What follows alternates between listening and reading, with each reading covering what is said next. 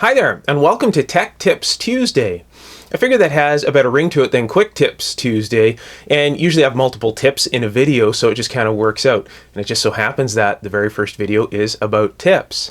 So let's take a look at some Weller soldering guns and some chassis soldering techniques. This is my Weller soldering iron, or soldering gun, from, I don't know how many years back now, and this thing has been used and abused and fallen on the floor, and I think I've had to rebuild the switch a couple of times, and, the light bulb, of course, countless number of times I've replaced that light bulb in there. And if you use one of these things to, repair old radios, to do soldering and like that, you're really just a glutton for punishment at this point. You can get a Heiko like this, like a 936 or an FX888 or whatever, for really low prices, and you can, interchange the tips and they get just screaming hot. And they're great for, doing actual wiring and soldering. But these things are great for doing chassis soldering, and that's pretty much all I use this for. And I also have a bigger gun too, and I'll show you that one here in just a moment. So, it gets kind of tedious. If you still do use one of these things for, soldering joints, they usually have that long tip in there, and then you got press the trigger, and you got to wait for it to warm up, and then you can do your soldering, and you put it down, and then if you're working again, by that time it's cold, you got to squeeze the trigger again, wait, really painful. So what I'm going to do is I'm going to show you a little tip on how to use this for multiple functions. Make your own soldering iron tip. The thing gets, absolutely just blazing hot, and you can solder right to solid chassis with this, and it has enough heat to puddle on a solid chassis. And that's really what I use these for.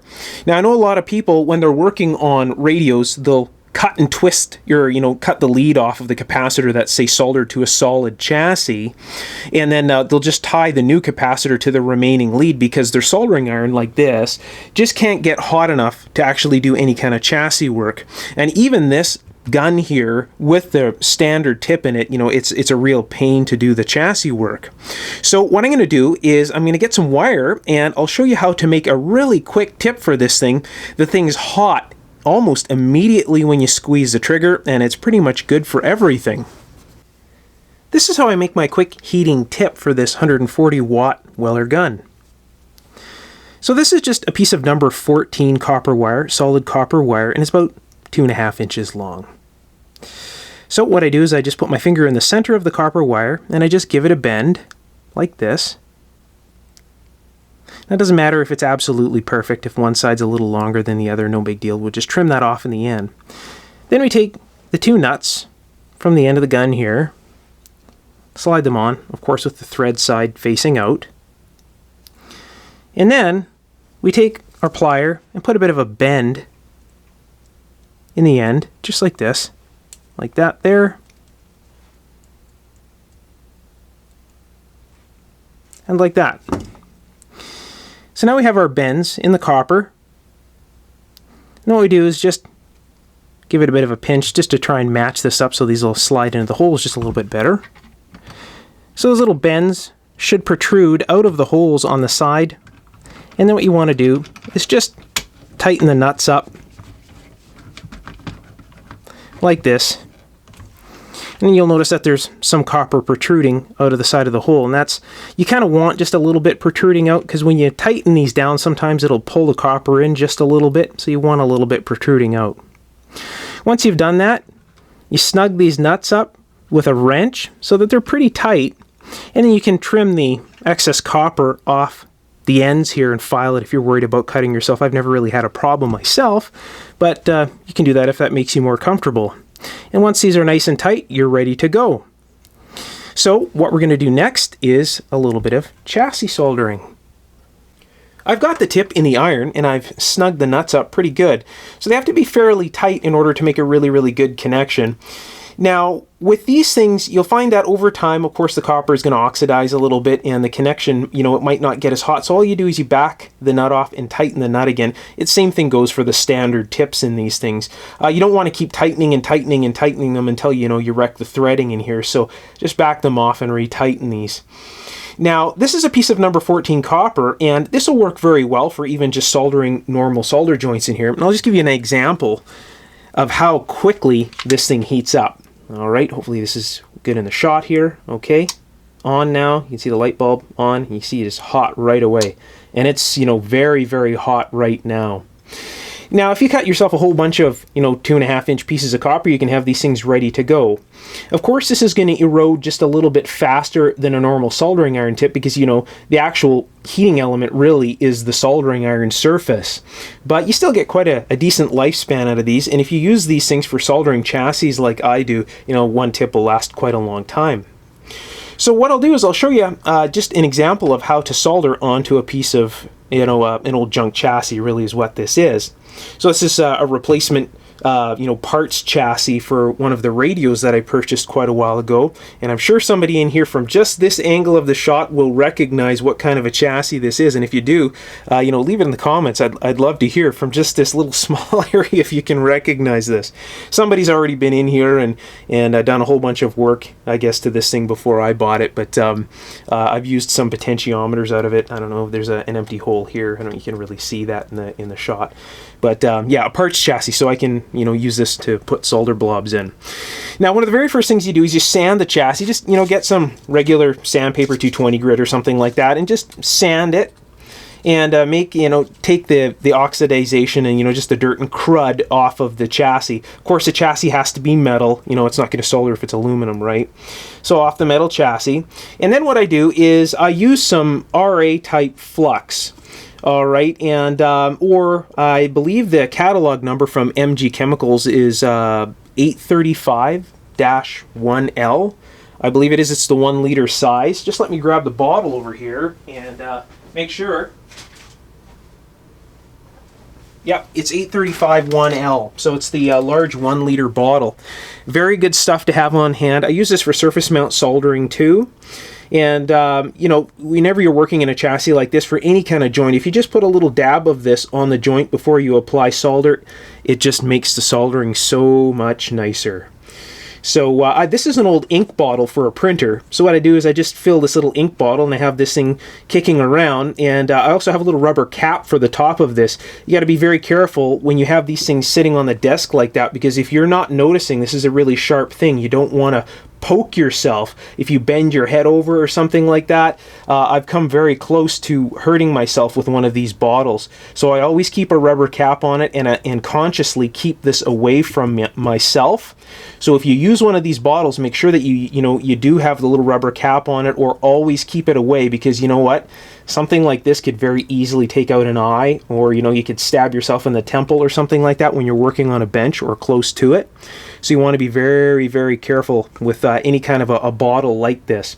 But this is what I use, and it works very, very well for me. I haven't had any accidents with this thing yet, and I'm of course very, very conscious. I use these old ink bottles for oiling and for all sorts of things. I have one that's filled full of synthetic oil, and one with just regular light machine oil and stuff like that, and they work very, very well, and they dispense really quickly. I'll put a little bit more on here. You can see that it's ready to go.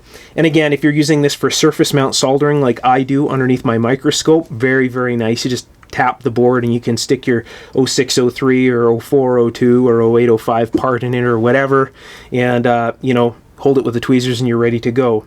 And I'll show some surface mount soldering here maybe on another Tip Tuesdays. So here we go.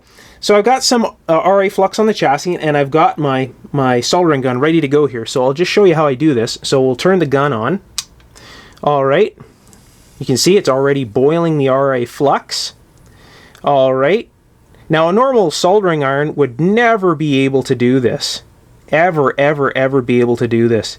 You'd have to have a really, really big soldering iron. And now, even though that this is this hot, since this is only the 140 watt gun, you got to kind of sit here for a moment and let it go. And then what you do is you stir the puddle on the chassis. So now I've stirred the puddle just a little bit, and then I'll add just a little bit more solder, like so. And I'll just let it sit in one spot like this, and just keep it there. And you can see the puddle is now starting to crawl on the chassis. I don't know if you can see that in the camera. And now you can see what a nice puddle that's made. Look at that. Now I could put a wire into that or anything. Look at that. Really nice a solder puddle on here. So if you're going to, say, have a bypass capacitor and you wanted to solder it to the chassis, there's your solution right there. And it's all just to do with this tip. And of course, if you wanted to do any other kind of soldering in a radio like this, let me see, what can I just remove here to show you how well this works. There's a wire on here. I don't know how well this is. So keep an eye on the bulb. When you see the bulb on, you know I've pressed the trigger, okay? Okay, so here we go. Look at that, just like that. And you don't have to wait all that time for the regular tip to warm up. Now this here is a 140 watt gun, and it works very well. If you have one of these, you can use a piece of number 14 wire. Now whenever I'm doing chassis soldering, I like to use the high horsepower stuff. So what I'm going to do here is I'll just grab the other Weller gun and I'll show you that one. This is the larger gun. This is the model D550. And this is the 260, 200 watt version. And when they say 260, 200, they mean that the first click of the switch when you pull it in is 260, and the second click, basically when you bottom the switch out, it's 200. Now, for my purposes and what I use this for, I find that kind of bothersome. So what I did is I reversed the wires on the inside on the switch so that it's 200, 260. I want maximum heat right now, and when I pull the trigger in, I want it to go right to 260, not to the 200 watt version. So it's kind of finicky to let the switch out and get that second click so that it gets to the 260. Now, this here has got two lights on the front, and they're great, but they back out all the time, just like in the other gun. I guess from vibration or the humming of the actual transformer inside here, they unscrew all the time, so you have to keep tightening these things up. So in the future, what I'm going to do is probably put LEDs in here, and I'll make a, maybe a video on that. That would be quite a bit more dependable, and, things are soldered in, so they're not going to unscrew. You can see the tip is much the same as I've done in the 140. The only difference is that instead of using a piece of number 14 wire here, I'm using a piece of solid number 10 wire.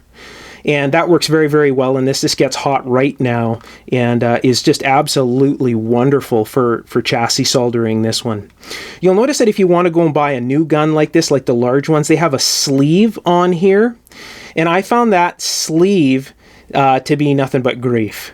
So I went back and I located one of these. I found one of these online with the nuts in the end of the shaft here, just like the older version of the 140 watt version, I should say.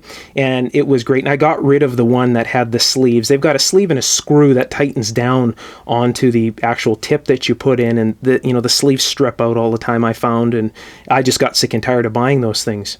So I've never had a problem with the nuts in the end of the shaft with the 140 watt version, and nothing with this one. Very, very dependable device, and keeps working. Now you got to keep in mind that this is going to heat up a little bit faster because you have more of a dead short here, but still, if you're doing random chassis soldering like this, I've had absolutely no problems with this whatsoever.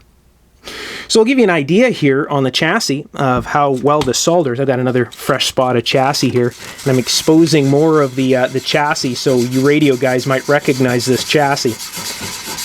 So just sand it up. Again, of course, the chassis has to be metal in order to solder. Put a little bit of flux on there, just like that. And I'll grab my solder. You can see how quickly this heats up. I got to kind of do this in reverse here. Hopefully I can get all this in the shot. Is that going to work? Yeah, it looks like it will. Okay, so I'll squeeze the trigger now. You see it's burning, or not, I shouldn't say burning, but basically boiling that flux already.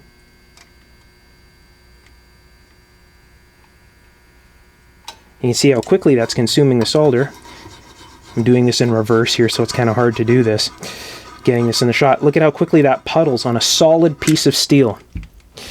And that's just absolutely how quick that works. So if you were to insert a capacitor like this, put a capacitor in there, in order not to damage the actual capacitor, what you would do is you'd warm the puddle up with the gun first, stick the capacitor in, add solder to the top, and then form it, form the little puddle, and you want to get it off the component as fast as possible. But I've never had a problem, even with these delicate plastic parts, it never melts or anything like that, because, this thing is consuming all the heat right here.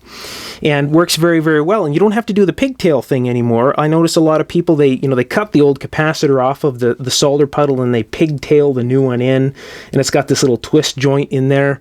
And whenever I look at that, I just go, ugh, and many other people I know that restore radios do the same thing. So it's an ugly way of doing things. So this allows you to make your work quite a bit cleaner by doing this, and you don't have to pigtail into the old puddles. And if you need to add another ground anywhere on the chassis, of course, a soldering iron like this is just not going to do it. This is my Heiko. I can turn this thing right up to the absolute maximum. And by that time, if you're trying to, do a chassis solder, like something like this, form a puddle, you've pretty much burnt the tip right out at that point. Whereas this thing here, it's just a piece of number 10 wire. When the tip goes away, this has been in my soldering gun now for months, and it lasts and lasts and lasts. So, whenever it burns out, another piece of number 10 solid wire, and away you go again. And it's just that simple. So I hope you enjoyed this, kind of hot rodding your soldering iron or soldering gun. And I'll see you next Tuesday. Well, thanks for stopping by, and I'll see you soon. Bye for now.